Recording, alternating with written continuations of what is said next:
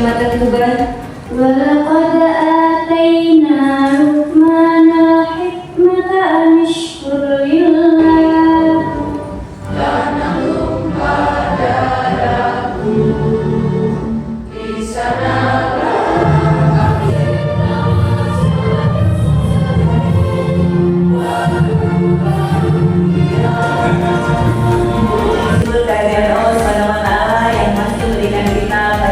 Asuhan anak-anak kita mulai dini hari. Mari kita bersama-sama memanjatkan puji syukur kepada Allah Subhanahu Allahumma sholli ala Muhammad wa ali Muhammad. Allahumma ighfir lil mu'minina wal mu'minat inna sina wa akhtana. Rabbana wa la tahmil 'alaina isran kama hamaltahu 'ala alladziina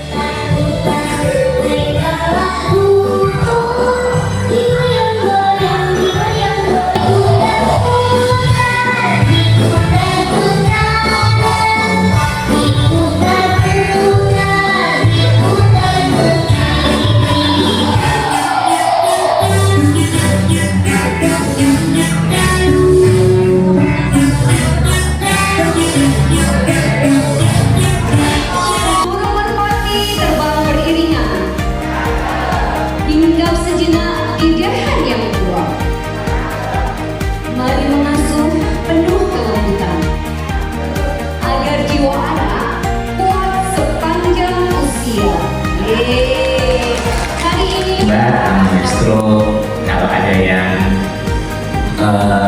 tersumbat sedikit-sedikit sakit kepala, ini bagiannya dokter saraf. Nah, saya psikiater atau dokter jiwa itu kita membantu orang, kita belajar tentang apa yang ngalir di kabel-kabel itu. Kalau bahasa biologinya namanya neurotransmitter. Kalau kita bayangkan kayak komputer itu yang ada kan listrik ya. Nah, kalau di dunia biologi namanya neurotransmitter. Nah, neurotransmitter ini ibu bapak sekalian ternyata dibentuknya 4 bulan sebelum kelahiran, karena otak itu dibentuk waktu janin di 4 bulan pertama, dan kemudian yang paling banyak pembentukannya 80% listrik ini ngalir kabel-kabelnya, yang paling banyak 80% dibentuknya di usia 0 sampai 2 tahun ya, di 1000 hari pertama kelahiran. Oleh karena itu, kenapa kemudian dilanjutkan 10%-nya sampai nanti di awal usia 6-7 tahun. Senyumnya itu gak tentang emosinya ya, gitu ya. Nah, jadi kemudian bagaimana kita berinteraksi itu sangat ditentukan di usia 0 sampai 2 tahun kita. Kemudian kita dewasa muda, saat kita mulai membentuk relasi dengan pasangan. Makanya laki-laki zaman dulu itu tidak romantis ya, hambar ya. Nah, sebaliknya ibu-ibu kayak ada sesuatu yang kosong. Mas, ya apa besok rekreasi ini? Mas, kaget. Suaminya noleh. Ma, ini ya, nggak aku mau ngomong ini. Ini kan dia ngomong.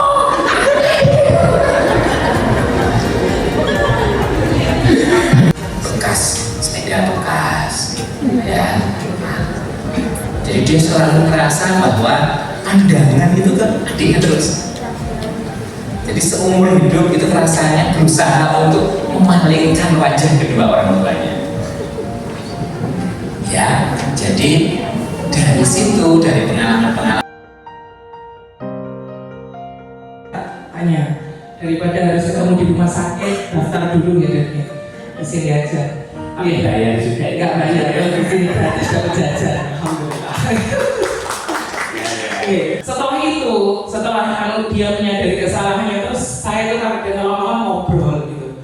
Apakah itu juga ya ngobrol dan minta maaf? Kenapa tadi ibu seperti itu tuh karena gini gitu. Apakah itu juga akan menimbulkan kebingungan kepada anak saya? Oh, aku mari diseneni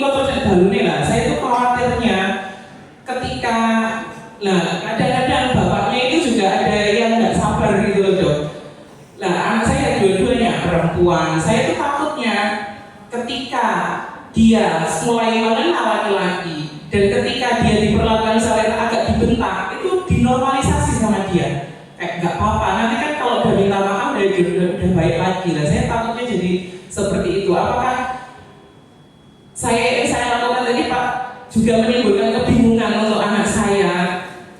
Ini sebenarnya sayang itu seperti apa gitu. Itu aja dok, terima kasih. Wassalamualaikum warahmatullahi wabarakatuh. Ini adalah pola asuh yang melibatkan orang tua ya Dok ya, ayah dan ibu, bukan ibu saja, bukan ayah saja.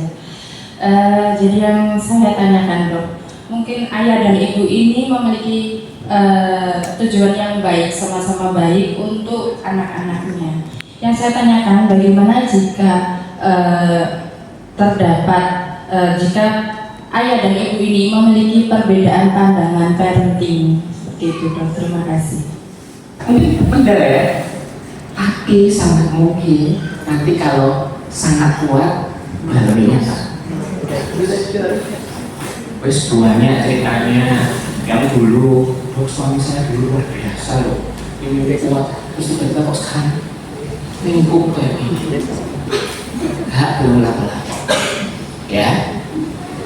Pola asuh yang keras itu berisiko menimbulkan satu, mungkin awalnya akan terlihat anak itu kayak kuat mentalnya, tapi ketika dia sekali saja dia bisa meletus dan itu kita suruh kok biar ya. Jadi menyambung pertanyaan dari Bu siapa tadi Bu? Yati. Bu Yati ya, yang mungkin tadi akhirnya jawab banget ya. Nah, nyambung pertanyaan dari Bu Yati. Jadi pertama, apakah kalau kita minta maaf setelah kita melakukan kesalahan itu sebuah kesalahan? Jadi memang otak anak kita ini tumbuh dengan progresif, ya. Di usia 0 sampai 6 itu bagian prefrontal cortex-nya, bagian depan otak ini belum sepenuhnya matang, ya. Jadi dia otak itu matangannya mulai dari yang bagian limbik tadi, bagian survival sampai ke bagian depan. Jadi di usia-usia anak itu yang justru dominan berkembang adalah otak emosinya, gitu. Nah makanya kadang-kadang dia kecampur antara hal yang buruk dan hal ini. Makanya kenapa SD itu dimulai di usia 7 tahun, ya, karena bagian prefrontal cortex, bagian yang bisa membedakan hitam dan putih, kalau bahasa agama namanya mumayyiz, disuruh ngajak ke masjid, disuruh ngajak sholat, ya, itu mulai terbentuk, mulai matang, gitu. Artinya hal-hal yang sifatnya positif negatif itu sudah bisa terlihat. Hipotesis sebab akibat sudah mulai bisa tiba telur itu berasal dari ayam berasal dari telur, ya, mulai bisa membayangkan. Kalau dulu di usia 0 sampai 6 cuan terus semua, tiba Superman itu tombol yang biku toh, ya, sebagainya campur, ya. Nah, antara khayalan dan non khayalan. Jadi kalau anak yang sudah dewasa justru wajib diperlakukan sebagaimana kita kayak orang dewasa diperlakukan.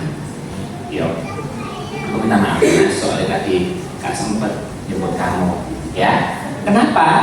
Hati-hati juga, jangan terlalu sering juga gampangkan. Karena kalau sering gampangkan, akhirnya minta maaf jadi rasionalisasi, alasan. Paling ya males, ya. Gitu ya. Jadi jangan terlalu sering gampangkan. Perilaku yang berulang nanti akan membuat sebuah pola dan akhirnya dia tangkap sebagai sesuatu yang pasti jadi habituasi, ya. Terus akhirnya jawabannya kadang-kadang nggak sesuai dengan apa yang zaman dulu anak desa taunya, berinteraksi kayak gini karena lingkungannya ya gitu toh. Sekarang tahu orang Meksiko itu ya opo dan sebagainya, ya. Sekarang kadang-kadang kita nggak bisa bedakan ini anak mana dan anak mana. Ya, sekarang semua informasi itu sudah terbuka. Dan sedihnya banyak yang diketahui anak-anak yang tidak kita ketahui, baik itu yang perlu maupun yang tidak perlu, bahkan yang dibilang tadi ada yang Ya, oke. Pertanyaan kedua, kehidupan yang berbeda.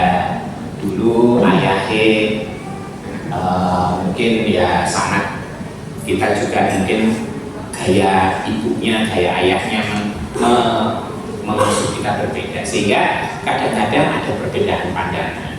Nah, menurut saya sebenarnya asalkan ini terbicarakan, it's okay.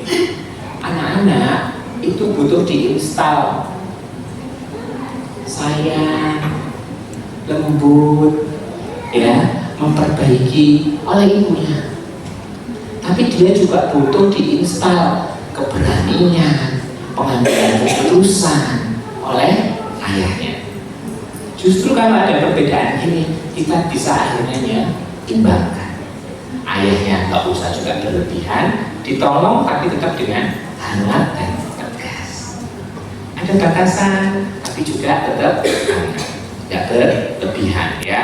Nggak kemudian pas jatuh langsung, ya Allah, anak mama sedih nih mama.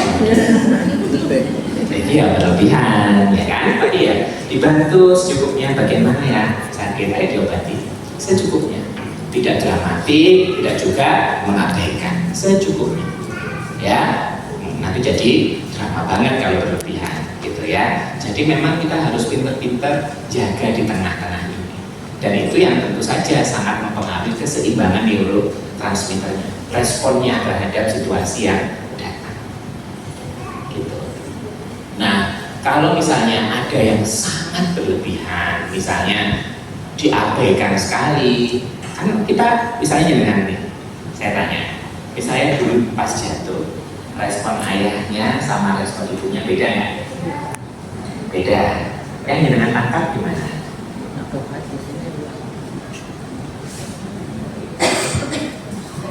Menyesuaikan.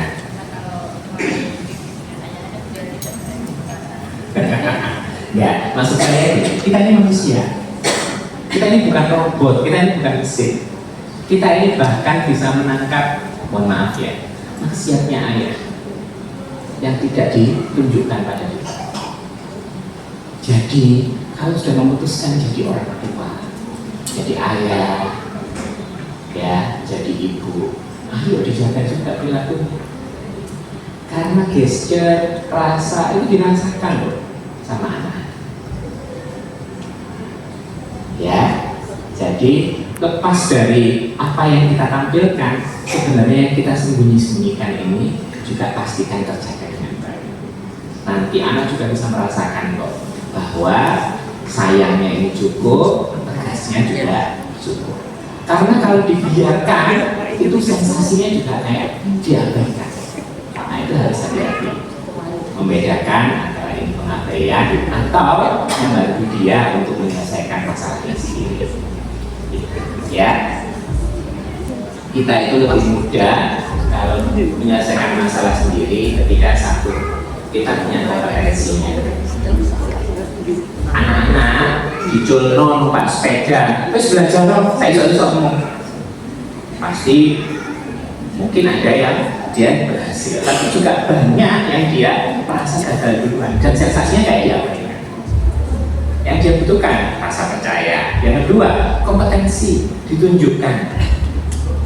Ya, anak-anak usia 5, 6, 7 itu hobinya, senengannya ditunjukkan orang tuanya, apalagi yang sejenis kelamin. Anak laki-laki seneng ayahnya ngajari bal-balan. Nah, kelihatan ibu, sorry ibu bagian striker ya, saya dia seneng ya, ditunjukkan oleh ayahnya. Anak perempuan seneng diajari, ayo dari cookies, satu seneng ya, semua pelon ya, masuk rasanya seperti itu. Ada yang buanjo, kami cari ya, ya. Semoga bermanfaat ya. Anak saya mulai dari kecil-kecil itu ya sudah saya ajarkan kalau misalnya di sekolah atau main sama temennya itu ya dong. Kalau dipukul itu mesti saya bilang bales, pukul balik, kalau dilempar balik. Saya gitukan dong. Terus sekarang adiknya yang baru 2,5 tahun juga saya ajarkan seperti itu. Karena mengingat kasus bully sekarang kan sangat banyak ya dok. Saya takut kalau anak-anak saya itu nantinya takut atau tidak bisa melawan pembuli itu, makanya saya ajarkan seperti itu sebenarnya bagus atau tidak ya dok diajarkan seperti itu, takutnya nanti kan kendelen atau gimana gitu. Terima kasih. Bertanya tentang anak saya ini, kan dari umur 3,5 itu saya tanamkan ajaran akademik seperti bahasa dan berhitung ya dok. Tapi anak saya itu setiap saya marah sedikit itu begitu. Apakah itu ada rasa trauma dari anak saya ketika saya marah dok? Karena saya terlalu mendidik anak saya itu terlalu keras dari umur 3,5 karena saya jauh dari orang tua saya gitu.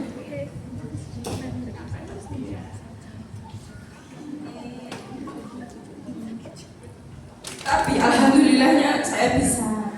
Alhamdulillah dia bisa sudah membaca di umur 5,5 ini dan alhamdulillahnya dia juga bisa melalui berhitung dari angka 1 sampai puluhan. Alhamdulillahnya. Tapi saya tuh kalau mengenal anak itu kayak gimana ya dok ya?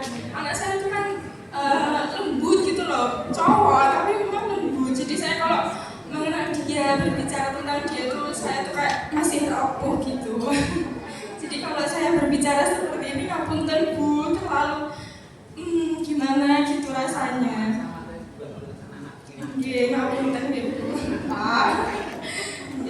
Saya cuma mau bertanya apakah ada rasa trauma ya dok ya? Setiap saya marah itu saya tanya gini, kenapa nah setiap mama marah kok Arden seperti itu? Saya takut sama mama begitu dok. Tapi saya marahnya lembut, nggak pernah bentak-bentak tuh nggak pernah dok. Cuma ayo kamu harus bisa, kalau kamu nggak bisa nanti kamu kalah sama temennya begitu saya dok. Apakah itu yang membuat anak saya trauma ya dok ya? Sampai sekarang saya masih kepikiran. Gimana dok? Oke, terima kasih dok ya.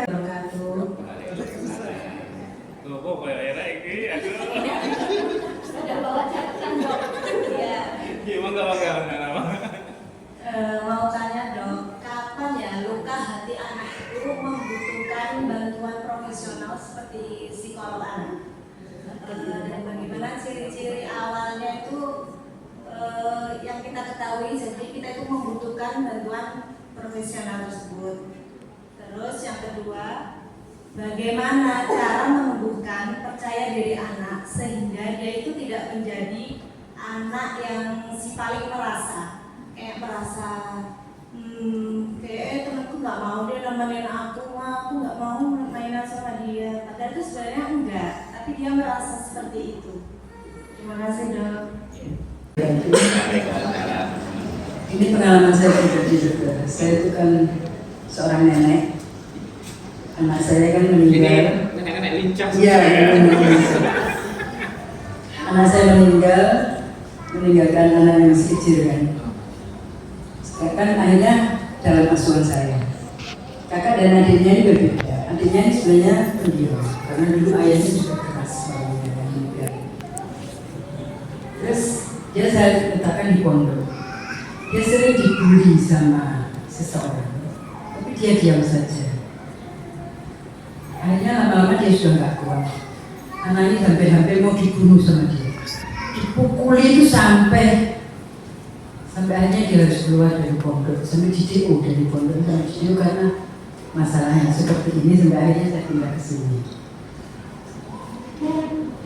Dia memang mengatakan, pertama saya diam terus lama-lama saya dapat. Kok anaknya orang sampai mau kamu bunuh seperti itu, sang nggak kuatnya dia, jadi anak itu dipukuli sampai divisum sampai segala macam. Tapi alhamdulillah orang tuanya menyadari bahwa memang anaknya disalahkan, sering mulutnya. Terus bagaimana dokter saya memberi pengajaran pada cucu saya yang kedepannya ini harus bagaimana? Itu terima kasih. Assalamualaikum warahmatullahi wabarakatuh. Pikirannya salah. Dan kadang-kadang akhirnya kita juga jadi tidak ibu yang seutuhnya. Ya, karena sebenarnya secara manusia kita ini juga bisa mengasuh dengan baik. Gitu. Cuman karena daftar tagihan yang banyak, suami kok ya jarang tersenyum, jarang ngasih abang-abang. Akhirnya pengasuhan kita yang baik itu jadi oleng juga gitu ya. Tapi ya saran saya secukupnya saja supaya nggak terlalu banyak mengkritik diri sendiri.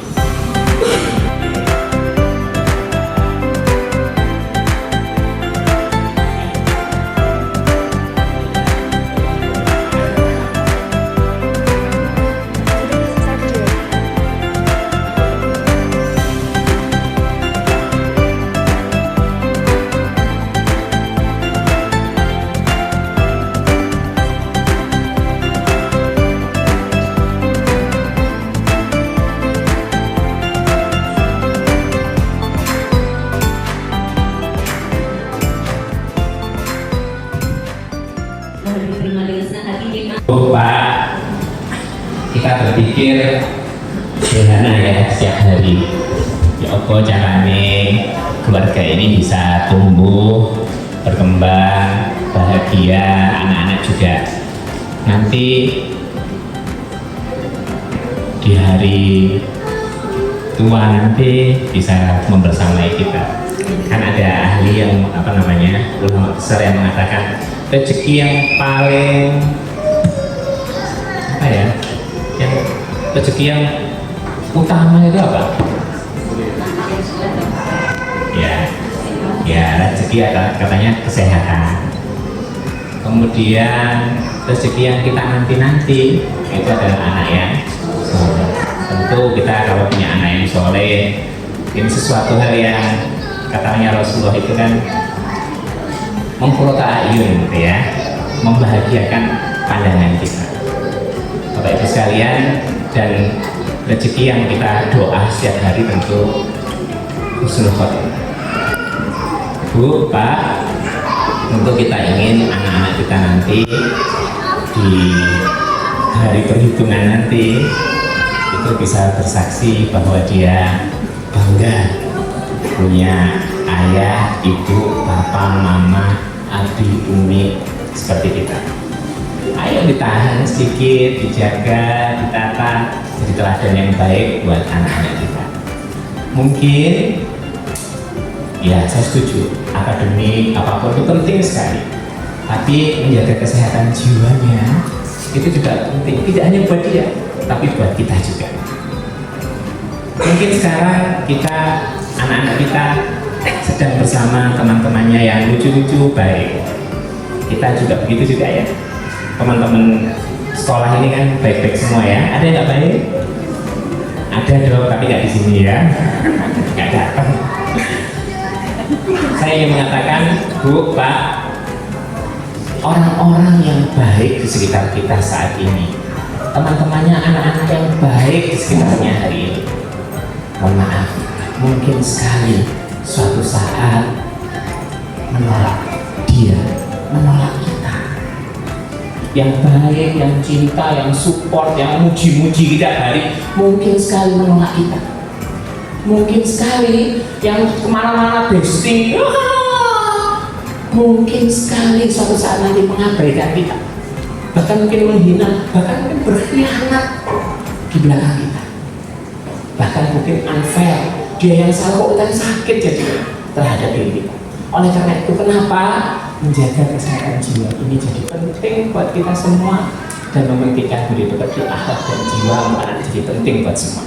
Karena akan ada hari, mohon maaf, di mana semua orang berdiri dan kita atau anak-anak kita berdiri duduk sendiri. Akan ada hari di mana semua orang menghadap sebuah sisi, kita atau anak kita menghadap sisi yang lain sendirian. Dan itu ketika itu terjadi, ketika kita bisa menjaga jiwa anak-anak kita, diri kita, ketika itu terjadi, kita masih bisa duduk sebentar, tarik nafas, dan kita, anak-anak kita bisa bergumam, hasbunallah wa ni'mal wakil.